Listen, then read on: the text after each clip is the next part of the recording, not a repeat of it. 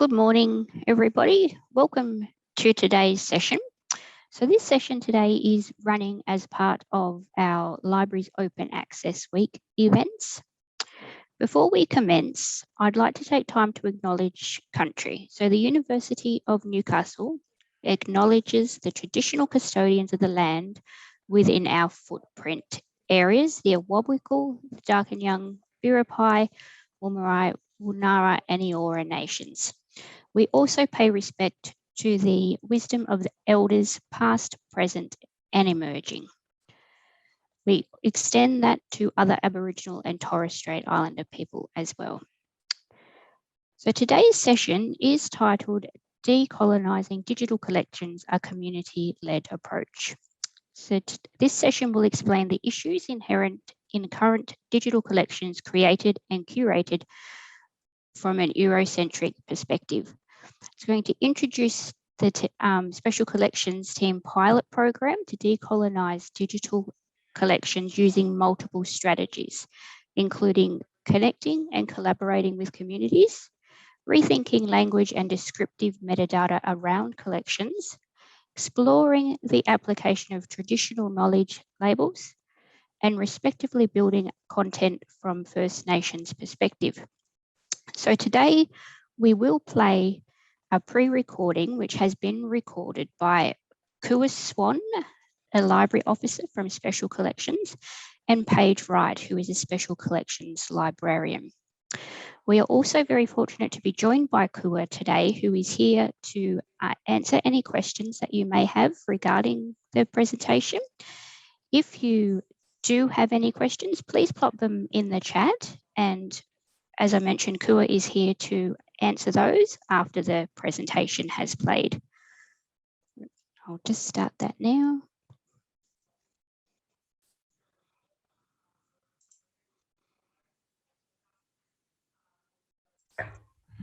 Kai Yandin Nundua, Kua Swan. Duma Nien Bingai Awabako Baranda Nien. Duma Nien Narakal Yalawa Yalawan Yalawana. Nyunda Kumba Kumba. Hello everyone, I am Kua Swan. We acknowledge that today we are on Awabakal land. We acknowledge the ancestors, our elders, and all of those that have come before them. Thank you. I would like to extend that acknowledgement and pay our respects to the Darkinjung, Warramai and Wanneroo ancestors, elders past and present. I would also like to share that respect to any Aboriginal and Torres Strait Islander people we have online today. Thank you, Nicole, for that introduction. My name is Kua Swan. I'm a proud Gomeroi and Wiradjuri man with close family ties and connections to the Anawan mob up in Armidale as well. I work here in the Ockmoody Library as a library officer in the Special Collections team, with a special interest, but not limited to, First Nations content held within Special Collections and archives. I will now pass you over to my colleague. Hi, I'm Paige Wright, and I'm the Special Collections Librarian at the Openness Library. And I've worked on the team for about 8 years, and I'm also the coordinator of the Living Histories repository, which is where all our digitized Special Collections content goes online. And I'll just share my screen here.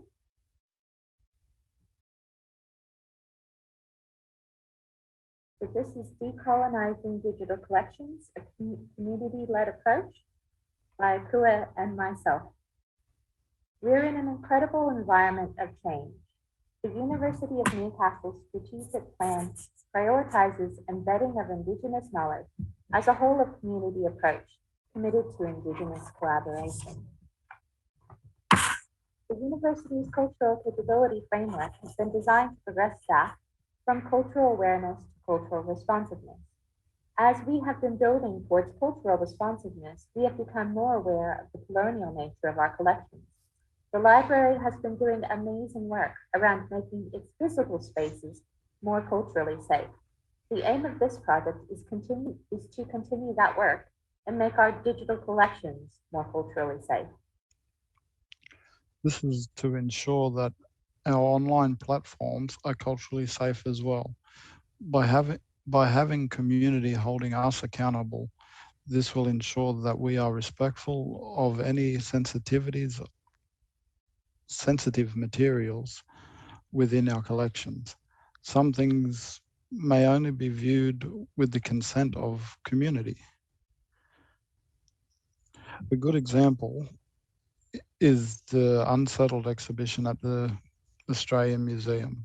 This is one of the best examples of bringing our Indigenous voices to the table, respecting the Indigenous perspective on First Nations content and knowledge.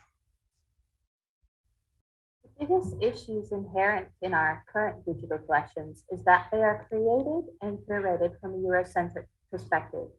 Here's an example of an item that we have in the collections that is described very scientifically. It was a wonderful project, but how many Wabakul community members know that this item is viewable online? And how do they feel when they see the item? Is there a way that they would describe this item? Are there Wabakul language words that we could incorporate? How do we solve these issues? Our solution is a community-led approach. Special Collections is starting a pilot project to decolonize digital collections using multiple strategies, including connecting and collaborating with communities, rethinking language and descriptive metadata around collections, exploring applications of traditional knowledge labels, and respectfully building content from an Indigenous perspective. We are working on best practices informed by a variety of sources. This recent publication, released by the Indigenous Archives Collection, outlines principles around Indigenous knowledge held in institutions like ours. I would recommend reading the full statement at indigenousarchives.net. Some of the principles are the right to know. This is about identifying Indigenous materials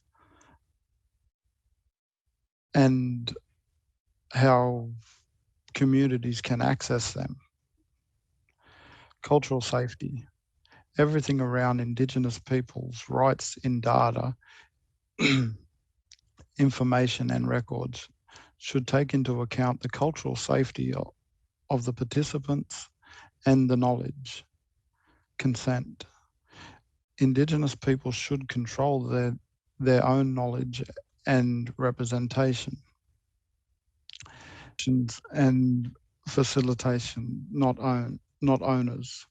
Making sure as an institution we support Indigenous rights to manage their own material in cultural appropriate ways. Advocacy.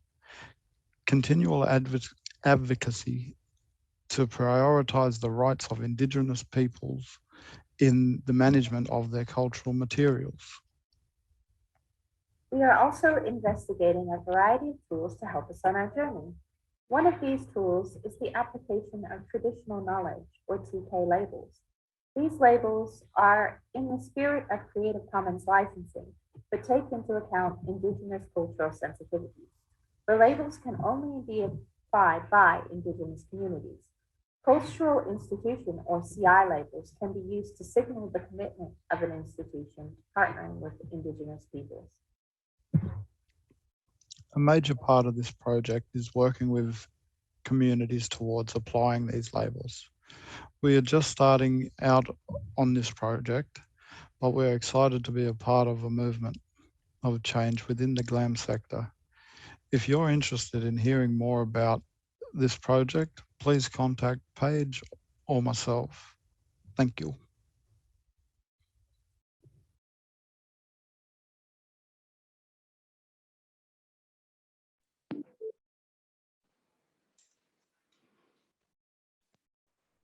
Okay, great. If anybody has any questions for Akua, as I mentioned, he joins us online this morning. If you've got any questions, if you'd like to post them to the chat or the Q&A function of this webinar, and we can have a chat about them.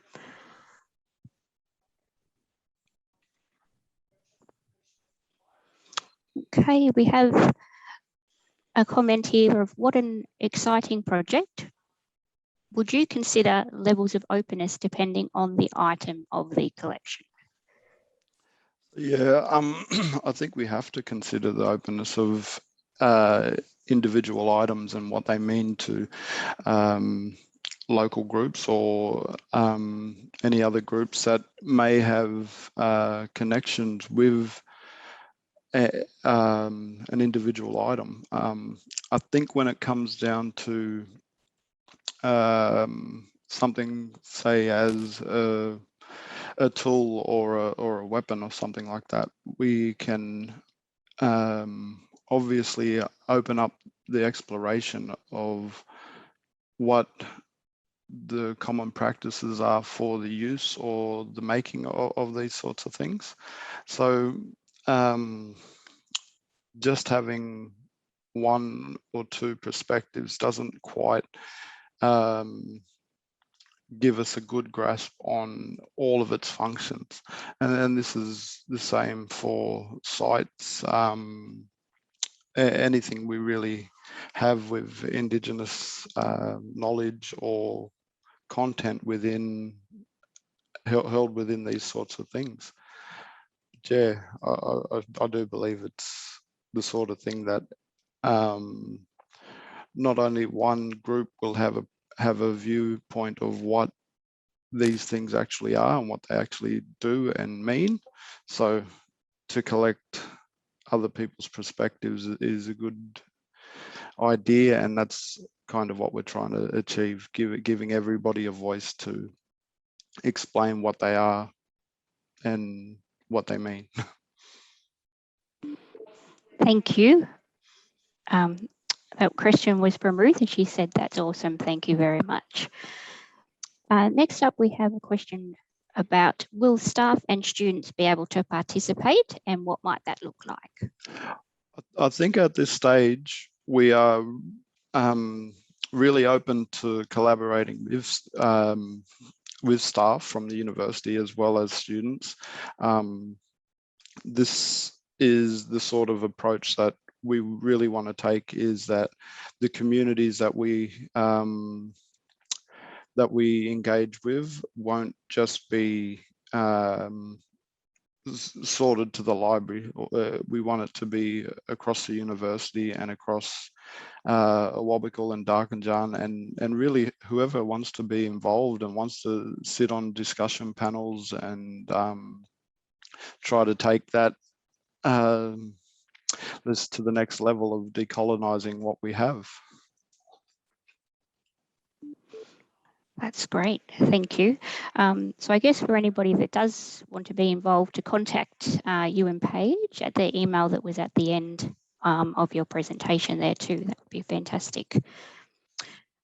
We also have, I am interested in the concerns and any protocols that are surrounding esoteric information already published and in the public domain since the late 19th century. So yeah, this is something that is concerning us as well, and the right to reply from community is a big aspect here.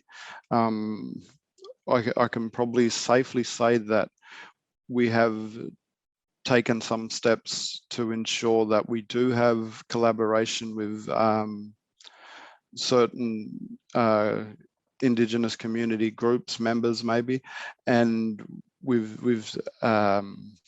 pretty much had a bit of a chat around the rights to publish this sort of stuff online.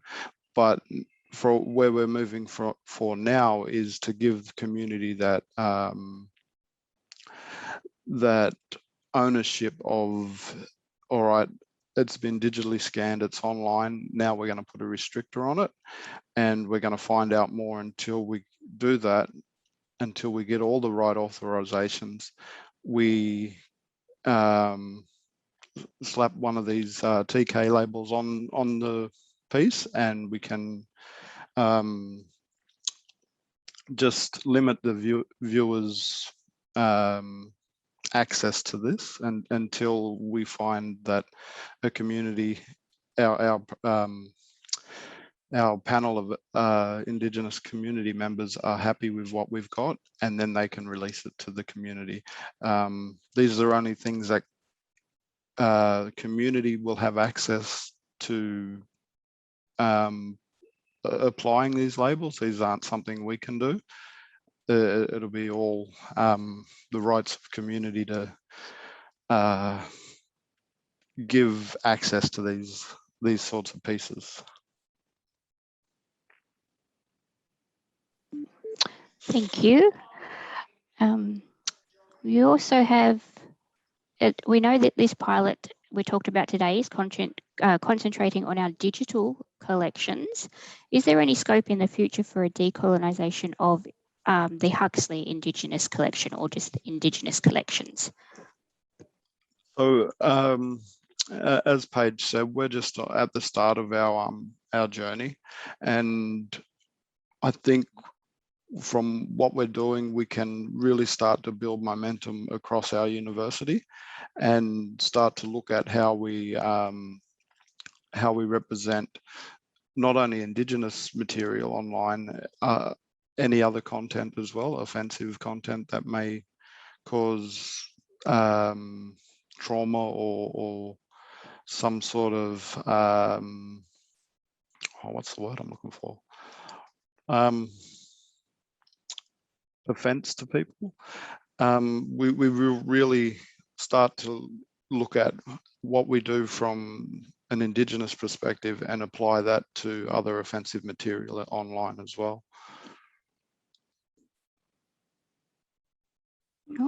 Thank you, Kua. We also have a question around connecting with the community. So how did you start the process of connecting with community and allow that adequate time that was needed for that within your project? Yeah, so this one's been a really difficult one. First we engaged with our Indigenous leadership and strategy team to connect us with the right Indigenous organisations around the community to gauge interest. Right as we started to put together these meetings that we wanted to do, to go and meet with people and share the idea of the project and spark the interest within the community to help engage and decolonise our collection.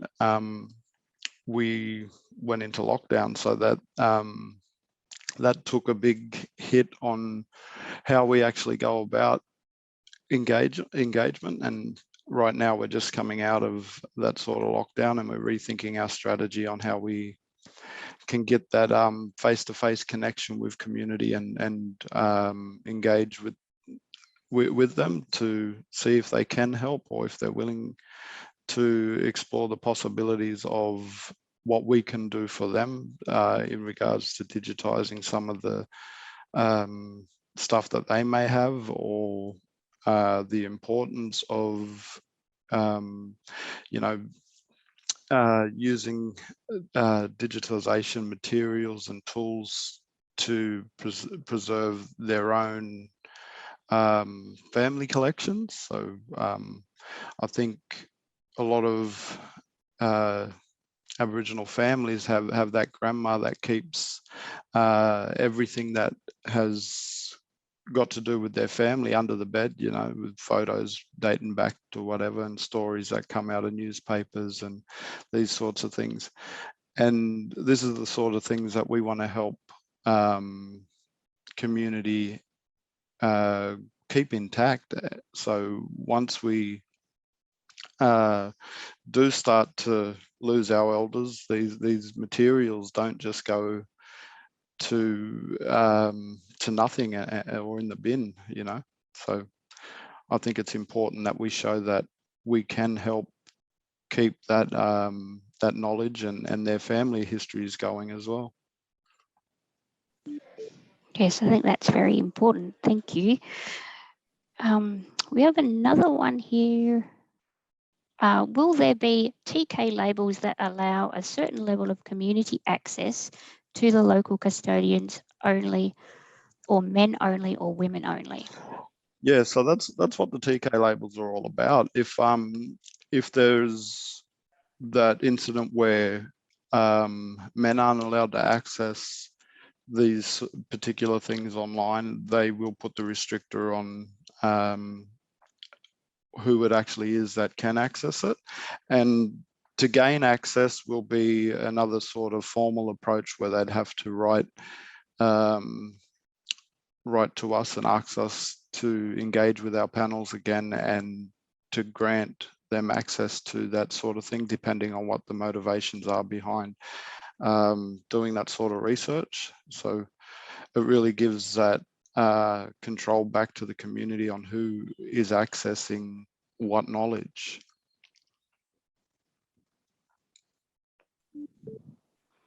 Great, thank you.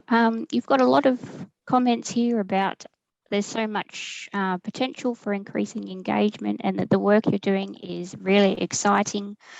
And thank you very much for sharing your project with us today. And that is all that has come in for the meantime. So yes, so thank you, Kua. So we'd like to thank everybody for joining us today. And as I mentioned, a special thank you to Kua for joining us for the questions at the end here. And also thank you to yourself and Paige for pre-recording that session for us as well. And you've got a lot of thank yous coming in, so that's great. I'll just share the last screen. So thank you to everybody else for who has joined us today. On Friday, we also have another session as part of our Open Access Week program. And this session is titled Open Educational Resources You Don't Have to Create a Textbook. This session will be led by Anthony O'Brien, our copyright advisor, and Ruth Cameron, the Digital Library Programs Coordinator. And this session will focus on open educational resources, copyright considerations, followed by an introduction to the Canvas Commons in using open educational resources within that. We also have some competitions running for Open Access Week, which you can find on our library homepage. You can go in the draw to win a coffee machine. So, and that is a Twitter competition. But again, thank you very much for joining us all this morning, and we hope to see you all later in the week at one of our other sessions. Thanks, everybody. Bye.